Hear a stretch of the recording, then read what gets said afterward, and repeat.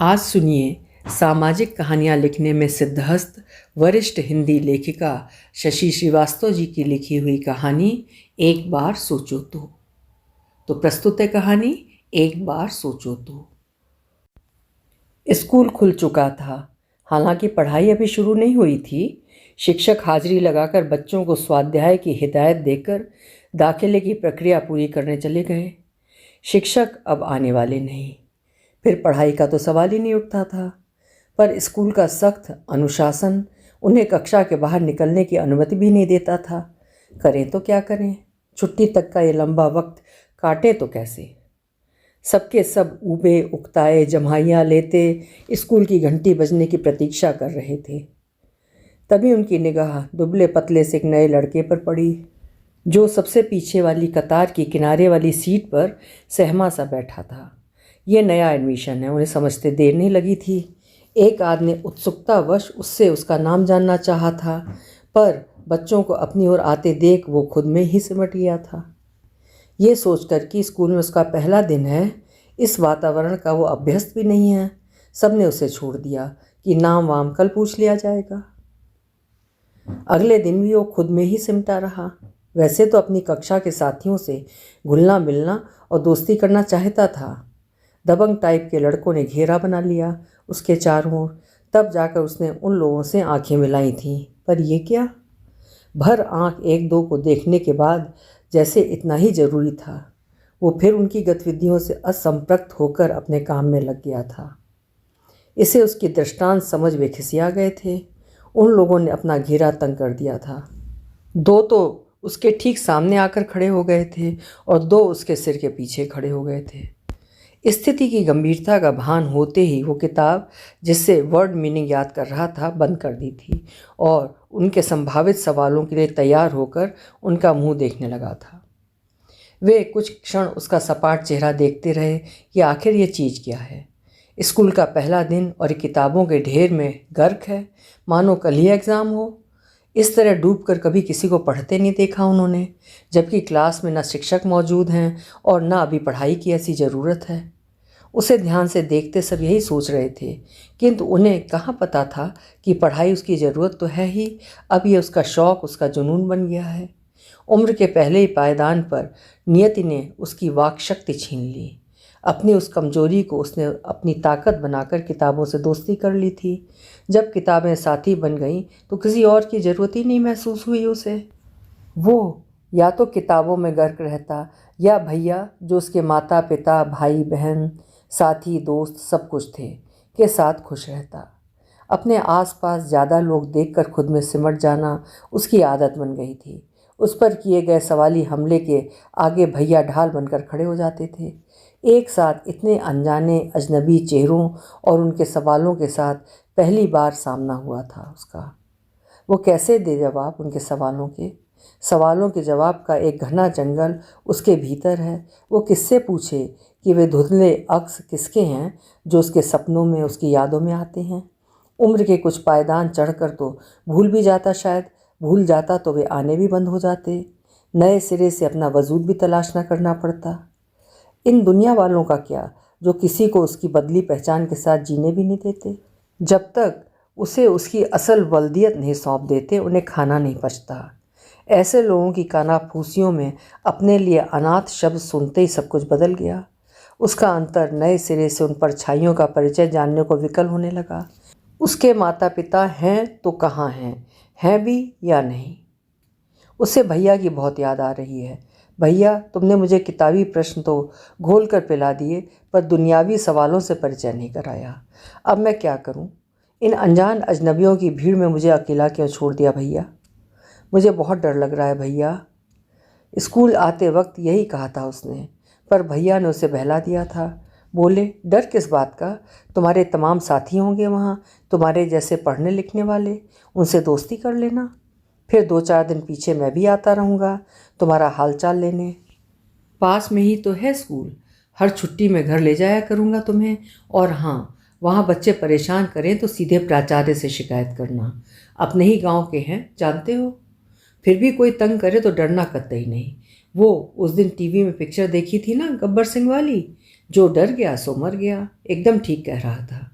जब भी किसी मुसीबत से सामना हो जाए, यानी कोई हमलावर इंसान या जानवर ही क्यों ना हो, इससे पहले कि तुम पर हावी हो जाए, एक बार देह की समूची शक्ति अपनी आंखों में इकट्ठी करके सामने वाले की आंखों में सीधे देखना चाहिए। कुछ देर बाद तुम्हें लगेगा कि अगले की ताकत कम होने लगी है, और यही एक पल होता है खुद को सामने वाले के हमले से बचा लेने का। भैया की बातें याद आते ही वो उन लोगों की आंखों में देखने लगा था। कुछ क्षण देखता रहा था एकटक। हालांकि उसके भीतर बैठा डर का कीड़ा उसकी बड़ी मुश्किल से जुटाई गई हिम्मत को कुतर कुतर कर खाए जा रहा था। उसे कहाँ ले जाकर छुपाए? ये दीदा फाड़ फाड़ के का देख रहे हो? मुंह में जुबान नहीं है? एक ने उसकी खामोशी को ललकारा। बड़ा पढ़ाकू बनता है, हम तो जैसे बिना पढ़े लिखे ही पास हो जाते हैं। सर के पीछे खड़े दो लड़कों ने आगे की ओर चेहरा झुकाकर टिप्पणी की थी। वो करता भी क्या, भैया ने जो बताया था वही तो कर रहा था। पर जब कोई रास्ता नजर नहीं आया तो दोबारा आंखें बंद कर ली उसने। बंद आंखें और सपाट चेहरा, मानो उन सब से कोई सरोकार ही ना हो। पर वे हार मानने वाले नहीं थे। रजत एक बंद किताब था उनके लिए, जिसे पढ़े बिना कैसे छोड़ दें। 3 दिन में एक नाम भर जान पाए हैं रजत। बाकी वो कौन है, कहाँ रहता है, कहाँ से पढ़कर आया है, उसका प्रिय खेल कौन सा है, ये सब जानना चाहते हैं वो। जानेंगे नहीं तो आगे बातचीत का सिलसिला कैसे शुरू होगा, जैसा बाकी सब में है। उन सब ने 6वीं में एडमिशन लिया था और अब 9वीं में आ गए हैं। एक रजत ही नया और अजनबी है उनके लिए। बिना जाने बूझे अपने दोस्तों की फहरिस्त में कैसे शामिल कर लें? उन्हें लगा जैसे जानबूझकर उनकी अवहेलना कर रहा है वो, और उन्हें चिढ़ा रहा है। क्यों बे, बताना क्या बात है? क्या सच में गूंगा है? एक ने चिढ़कर चपत मारी थी उसके सिर पर और जबड़े भींचते हुए तनकर उसके सामने खड़ा हो गया था। पर रजत क्या करे? जुबान होती तो बोलता। उसे क्या चुप रहने का शौक है? इन्हें कैसे बताए कि भीतर ही भीतर कितना घुट रहा है वो? अपना बोला गया बस खुद ही सुन पाता है। उसकी विवशता, असमर्थता आंसू बनकर आंखों से बहने लगी थी। अले अले अले अले, मुन्ना लोता है, मुन्ना मुन्ना लोता है। एक तोतली जुबान में उसके आंसुओं का मजाक उड़ाने लगा था। वो अपने आंसू घोटता दरवाजे की ओर देख रहा था। उसे अपने तारणहार की प्रतीक्षा थी, जो बच्चों के इस अजाब से उसे बचा सके। कदाचित इसे ही दिल को दिल से राह होती है कहते होंगे। अचानक योगेश को सामने से आता देखकर उसकी आंखें खुशी से चमकने लगीं।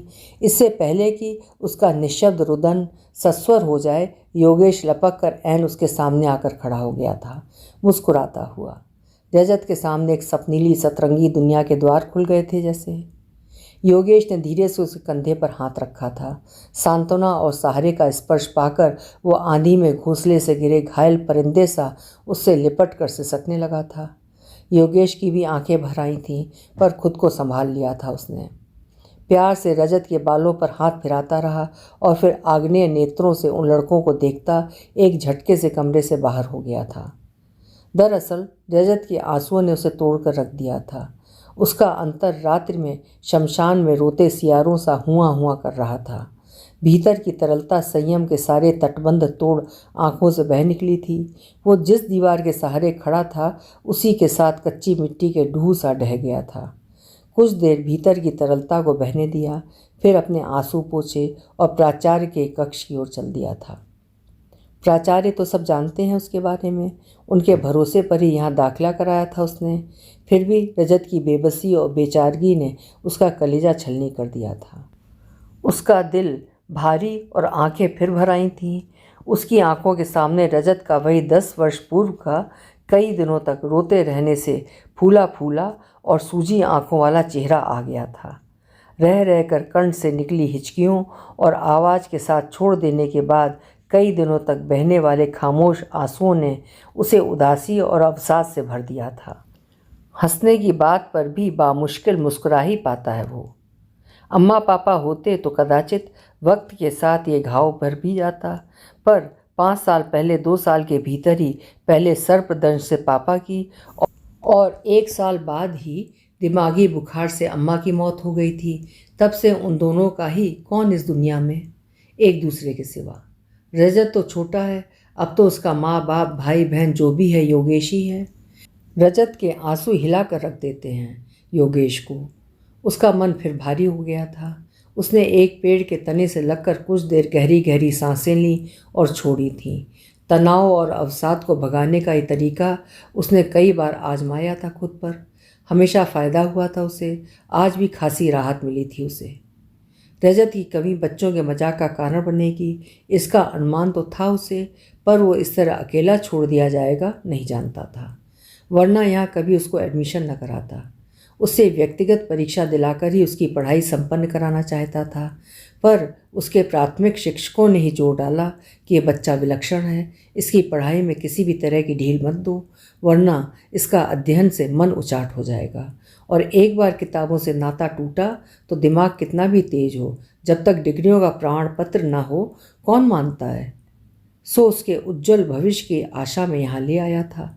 सोचा था प्राचार्य गांव के ही हैं, रजत के बारे में सब जानते भी हैं, ध्यान रखेंगे उसका। पर प्राचार्य अपने कमरे में नहीं थे। वो उल्टे पांव लौट आया था। बच्चे कहीं रजत को और परेशान न कर रहे हों सोचता लंबे लंबे डग भरता फिर रजत के कक्ष के द्वार पर पहुंच गया था। उसे देखते बच्चे उसके सामने से तो हट गए थे, पर अपनी अपनी जगह से ही रजत के रोने के घुटे घुटे स्वर का मजाक बना रहे थे।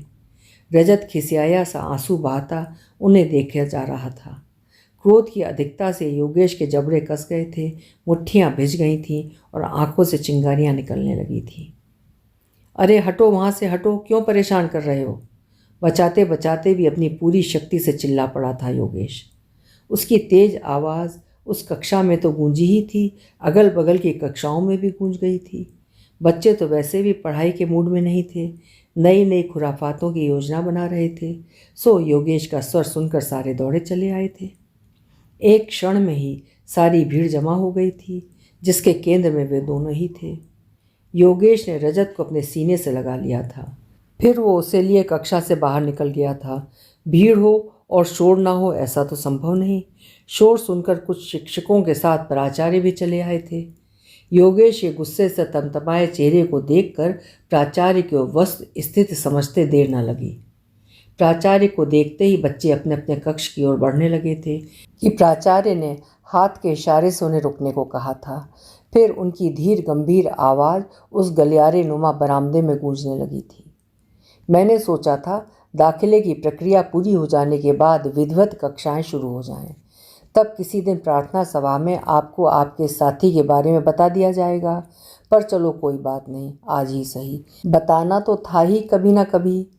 वे कुछ क्षण मौन के बाद फिर बोले, सबसे पहले बच्चों, मुझे गुस्सा आप लोगों पर आ रहा है। अपने आप पर भी शर्म आ रही है कि हमने 3 साल में आपको क्या सिखाया कि हम आपको सिर्फ किताबों में लिखे प्रश्न के उत्तर भर पढ़ाते रहे, रटाते रहे। जीवन और उससे जुड़े प्रश्नों के बारे में कुछ भी बताने या सिखाने की कोशिश ही नहीं की, जिसका नतीजा है कि आप इतने असहिष्णु हैं और असंवेदनशील भी, कि अपने ही नए साथी को सहयोग देने के बजाय परेशान कर रहे हैं। आप लोगों ने एक बार भी जानने की कोशिश नहीं की कि भला जानबूझकर चुप क्यों रहेगा कोई। आप उससे डरा रहे हैं और वो है कि चुपचाप सहे जा रहा है। आखिर वजह? पहली बात तो ये कि अपने ही साथी को इस तरह परेशान करना ही बुरी बात है। ऊपर से किसी की अक्षमता या अपंगता का मजाक उड़ाना तो पाप है, एक अक्षम्य अपराध है। प्राचार्य की आवाज़ ही नहीं, उनका चेहरा भी उनके गुस्से की गवाही दे रहा था। उस लंबे बरामदे में जमा भीड़ सांस रोके दम साधे प्राचार्य की बात सुन रही थी। वे कुछ क्षण सांस लेने को रुके, खुद को सहज संयत किया, फिर बोले, देखो बच्चों, यह जन्म से ही ऐसा नहीं था। यह भी सबकी तरह एक सहज सामान्य बच्चा था, पर मात्र 2-2.5 साल की उम्र में ही इसके माता पिता का स्वर्गवास हो गया। ये माँ माँ करके कई दिन तक रोता रहा। उसके बाद इससे तेज बुखार आ गया, जिससे इसके गले में कुछ इन्फेक्शन हो गया। डॉक्टरों को इसके टॉन्सिल्स का ऑपरेशन करना पड़ा। उस ऑपरेशन के बाद ये ठीक तो हो गया, पर इसकी आवाज़ चली गई। काफ़ी इलाज कराया गया, जिसका इतना फ़ायदा हुआ कि काफ़ी धीमे अस्फुट से स्वर में बोल लेता है ये, जिसे मुंह के पास कान ले जाकर सुना जा सकता है। अब भी किसी को इस पर हंसी आ रही हो तो आज जी भर कर हंस ले, पर आज के बाद इसे चिढ़ाने या परेशान करने वाले को कड़ी सज़ा मिलेगी।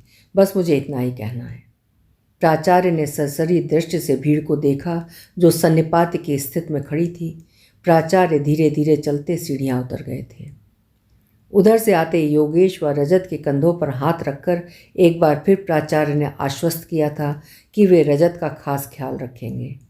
योगेश रजत को छोड़कर चला गया था। एकांत होते ही भारी हो गए सिर को कुर्सी की पुष्ट से टिकाकर आंख बंद की थी कि प्राचार्य को उस मनहूस शाम का वो खौफनाक मंजर याद आ गया था। उस दिन बनारस से जब बस चली तो यात्रियों से खचाखच भरी थी। फतेहपुर आते आते वो खाली हो गई थी। कुल 6-7 यात्री ही बचे थे। प्राचार्य, रजत, उसके माता पिता और योगेश और उसके माता पिता। ड्राइवर और कंडक्टर तो थे ही। उधर अंधेरे का अजगर तेज चाल से चलता बचे खुचे उजाले को भी निकलता चला जा रहा था। बस एक चुंगी पर रुकी थी कि एक जीप उसके बगल में रुकी। उसमें से 2 बंदूकधारी उतरे और बस में चढ़ाए थे। उन्होंने खोजी दृष्टि से बस में देखा था और दरवाजे के पास वाली सीट पर बैठ गए थे। उन अनाहूत आगंतुकों के बस में चढ़ते ही बस के भीतर की हवा डर और दहशत से बोझिल हो गई थी। सबको सांप सूंघ गया था। हालांकि ऐसा नहीं था कि उन सब ने पहली बार कोई बंदूकधारी देखे थे, पर उन दोनों का सिर में इस तरह का साफा बांधना कि चेहरे का अधिकांश भाग छुप गया था, सिर्फ आंखें खुली थीं। दूसरे, उनका संदिग्ध निगाहों से बस के भीतर तक देखना लोगों के मन में किसी आसन्न खतरे की आशंका पैदा कर रहा था। 2 पुरुष, 2 औरतें और 2 बच्चे, मिलाकर कुल 6 यात्री और 2-2 बंदूकधारी। पता नहीं कौन उनका निशाना है लूटपाट के इरादे से। सब डर व आशंका की अंधी सुरंग में मौत की आहटें सुनते हुए बार बार कनखियों से उन्हें देखते हुए खिड़की के बाहर देख रहे थे। अब अंधेरे ने अपने पांव पूरी तरह पसार लिए थे। यकायक उन्होंने खरखराती आवाज़ में बस रोकने का आदेश दिया था। बस के रुकते ही वे दोनों अपनी अपनी बंदूकें संभालते उठे और रजत के माता पिता को घसीटते हुए नीचे उतार ले गए। रजत की माँ उन दोनों की निगाह बचाकर निरीह दृष्टि से बच्चे को देखती उनके साथ घसीटती चली गई थी। उनके जाते ही योगेश के माता पिता ने और खुद प्राचार्य ने पसीने से भीग के अपने चेहरों को पोंछा था और इस बात का शुक्र मनाया था कि बच्चा खेल खेल में योगेश के साथ ही बैठा रहा और वहीं सो गया। अपने माता पिता के पास होता तो कौन जाने वे उसे भी मार डालते। पता नहीं कोई पुरानी दुश्मनी थी या पता नहीं क्या बात थी। लोग मन ही मन कयास लगा रहे थे कि उस नीम अंधेरे और सन्नाटे को चीरते हुए गोलियां चलने की आवाज़ आई थी। कुछ पक्षी चिचियाते हुए घोंसले से निकल भागे थे। फिर सब पूर्ववत हो गया था। ड्राइवर ने शायद अपने जीवन में कभी इतनी तेज बस नहीं चलाई होगी। वो जल्दी से जल्दी उन लोगों की पहुंच से दूर हो जाना चाहता था। वे लोग कौन थे और उस दंपत्ति को खींचकर क्यों ले गए थे? फिर गोलियों के चलने की आवाज़ें, यानी उन दोनों को मार डाला गया। कयास लगाते लगाते लोगों को कुछ कुछ अंदाज़ा हो गया था कि ये लोग जरूर उस दंपत्ति के घर वाले होंगे। तभी बिना किसी विरोध के उनके साथ चले गए थे वे लोग। जरूरी ऑनर किलिंग का मामला होगा। लोग सोच ही रहे थे कि एक वाहन ने साइड देने के लिए जोर से हॉर्न दिया और आगे निकलकर ठीक बस के सामने रोक दिया। अंधेरे में दिखाई नहीं पड़ा, पर शायद वो वही जीप थी जो वे लाए थे। लोग गलत नहीं थे। वाकई वे दोनों लड़की के पिता और भाई थे। लड़की अपनी 2 बहनों व एक भाई में सबसे बड़ी थी। उसके पिता अपने 3 भाइयों के सम्मिलित परिवार के मुखिया थे। परिवार में 7 बेटियां और थीं, जिनमें 5 ब्याहने लायक थीं। मृतका, जो बहनों में सबसे बड़ी थी, ने गैर जाति के लड़के से ब्याह करके अपनी बाकी बहनों के लिए बिरादरी के दरवाजे बंद कर दिए थे। ठाकुर जाति की लड़की ने कुम्हार जाति के लड़के से शादी करके परिवार की प्रतिष्ठा के सफ़ेद दामन पर कालिक पोत दी थी। तभी पिता, चाचा व भाइयों ने कसम खाई थी कि जब तक परिवार के दामन पर लगी कालिक को उस कुल कलंकिनी की लहू से धो नहीं लेते, किसी के दरवाजे किसी लड़की का रिश्ता मांगने नहीं जाएंगे। क्योंकि जाएंगे भी तो संभावित जवाब जानते थे कि जो परिवार अपनी सबसे बड़ी बेटी के बहके कदमों को नहीं रोक सका, उस परिवार की बेटियों पर भरोसा कैसे किया जा सकता है। 4 साल से परिवार के 7 पुरुष सदस्य उन दोनों की खोज में थे। आज जाकर उनकी तलाश पूरी हुई और उनकी कसम भी। मृतका का पिता बस के यात्रियों को अपनी शौर्य गाथा सुनाने के बाद अपने अभियान की कामयाबी की सूचना अपने भाइयों को सेल फोन पर देने लगा था। प्राचार्य ने बल्ब की मध्यम सी रोशनी में एक बार फिर ध्यान से योगेश के माता पिता की ओर देखा था। ऐसा नहीं कि इससे पहले उन्हें देखा नहीं था उन्होंने, पर आज उन्हें मनी मन नमन करने के लिए देखा था। गांव में उन लोगों ने यही प्रचारित कर दिया था कि बच्चा उनके किसी रिश्तेदार का है जिनका एक दुर्घटना में पत्नी सहित देहांत हो गया है। योगेश के परिवार में उसके माता पिता समेत कुल 3 प्राणी थे। रजत के आने से 4 हो गए थे। योगेश की जान बसती थी रजत में। वो जितनी देर स्कूल में रहता, रजत की आंखें दरवाजे पर ही टंगी रहती। जब भैया आ जाता तभी उसके होंठों पर मुस्कान आ पाती। रजत 8 साल का हो गया था और स्कूल जाने लगा था। योगेश पहले परचून की दुकान में अपने पिता के हाथ बटाता था और घर और दुकान की सारी जिम्मेदारी योगेश पर आ गई थी। रजत अकेले घर में डरता था तो वो उसे अपने साथ दुकान ले जाने लगा। योगेश ने पढ़ लिख कर अच्छी सरकारी नौकरी करने का अपना सपना रजत के नाम कर दिया था और खुद को दुकान के काम में झोंक दिया था कि रजत की पढ़ाई ठीक से करा सके। रजत ने खुद को किताबों में गर्क कर लिया था, जिसका उसे फ़ायदा ही हुआ। बाकी बच्चे खेल कूद को तिलांजलि देकर इम्तिहान की तैयारी में सर खपाते और तनाव से भर जाते, पर उसे कतई फ़र्क ना पड़ता। उसका तो किताबों के साथ ही सोना, जागना, खाना, पीना, उठना बैठना था। इम्तहानों में भी उसकी दिनचर्या पूर्ववत रहती। उसके व्यक्तित्व की एक कमी उसकी खूबी बन गई थी एक तरह से। इसका पता तब चला जब उसने गांव के स्कूल से फर्स्ट डिवीज़न में 8वीं पास की। पढ़ाई के प्रति उसकी इतनी अटूट लगन देखकर प्राचार्य ने खुद ही योगेश से कहा था कि वो उसका एडमिशन उनके विद्यालय में करा दें। वे उसका ध्यान रखेंगे, पर काम की व्यस्तता में उनसे चूक हो गई थी। आगे वैसा ना होने पाए, उन्हें ध्यान रखना होगा, प्राचार्य सोच रहे थे। जैसे जैसे वक्त बीत रहा था, रजत अपनी मेधा व प्रतिभा से अगले शिक्षकों और साथियों को चमत्कृत करता गया था। गणित जैसे विषय पर तो उसकी इतनी मजबूत पकड़ थी कि किसी सवाल पर शिक्षक भले अटक जाएं, वो चुटकियों में हल कर देता था। जुबान की सारी ताकत भी उंगलियों में आ जाने के कारण लिखने की रफ्तार इतनी तेज हो गई थी कि जहाँ बाकी बच्चे परीक्षा में वक्त की कमी की शिकायत करते, वो 2.5 घंटे में पर्चा कर लेता और उस बचे वक्त में अपने साथियों की मदद करने के चक्कर में कई बार इन्विजिलेटर की डांट भी खाता। पर अपनी इस निस्वार्थ सहायता की वजह से वो अपने साथियों का चहेता बन गया था। परिणाम आने के बाद जैसी कि उम्मीद थी, रजत ने सूबे में प्रथम स्थान पाकर अपने स्कूल और गांव का नाम रोशन किया था। काश आज उसके माता पिता जीवित होते या फिर उसके पालनहार ही होते तो उसकी इतनी बड़ी उपलब्धि पर फूले न समाते। योगेश बहुत खुश था, खुश रजत भी था। इतनी बड़ी उपलब्धि पर एक आम बच्चा जितना खुश हो सकता था, उतना खुश वो नहीं था। वो खुश होने का दिखावा कर रहा था, जैसे भीतर की उदासी छुपा नहीं पा रहा था। वो दुख हो या खुशी हो, माता पिता की याद आना स्वाभाविक है। प्राचार्य को लगा जैसे उसका अंतहीन मौन चीख चीख कर अपने साथ किए गए अन्याय का विरोध कर रहा है। सवाल कर रहा है कि आखिर उसकी गलती क्या थी कि उस उम्र में जब बच्चे को उसके माँ बाप की सबसे ज़्यादा ज़रूरत होती है, उससे उसके माँ बाप को छीन लिया गया है। अभी आप सुन रहे थे शशि श्रीवास्तव जी की लिखी हुई कहानी एक बार सोचो तो। कहानी आपको कैसी लगी कमेंट सेक्शन में लिखिएगा। कल फिर मिलेंगे। आपका समय शुभ हो।